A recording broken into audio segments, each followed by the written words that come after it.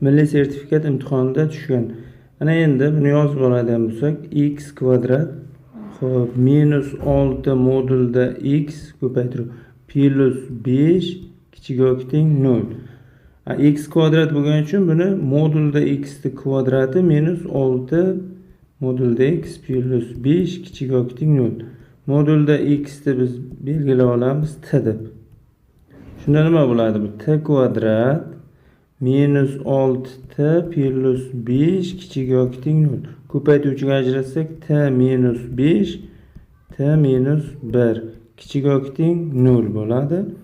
Buni agar son o'qida chizadigan bo'lsak, demak 1 u 5 bo'ladi.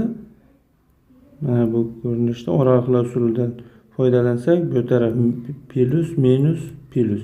Mana shu soha, ya'ni t tegishli 1 dan 5 gacha. Endi bizda t nimaga teng edi? T modulda x ga teng. Ya'ni buni yozishimiz mumkin. Bu yerda t'miz 1 u 5 oraliqda. 1 dan katta yoki teng modulda x kichik yoki teng 5 bo'ladi. Bu qo'sh tengsizlik. Bir marta modulda x katta yoki teng 1 deb olamiz. Ikkinchi marta modulda x'imiz kichik yoki teng 5 ko'rinishga keladi. Ana endi buni yozadigan bo'lsak, modulda x katta yoki teng 5 bu nimaga teng? Bu teng bo'ladi. Xo'p. Bu yerda yuqoriga qaraydigan bo'lsak, biz agar buni tenglama ham shunda ham yozsak bo'ladi. Lekin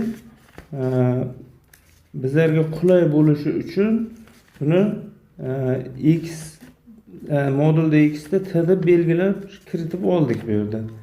Demak, shunda nima bo'ladi? Modulda x katta yoki teng bo'lsa, x katta yoki teng 1, x kichik yoki teng minus 1 dan bo'ladi. Keyingisi minus 5 dan katta yoki teng x kichik yoki teng 5.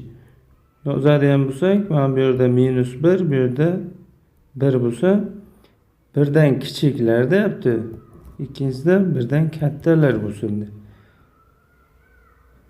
Mana bunisida minus 5, kim bu yerda plus 5. Mana shu oraliqda bo'lsin.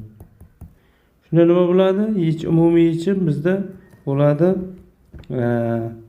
minus 5 dan minus 1 gacha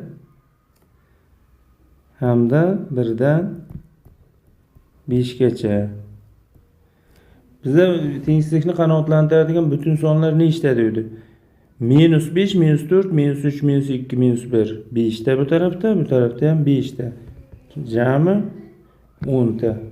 Demak, C javob bo'ladi.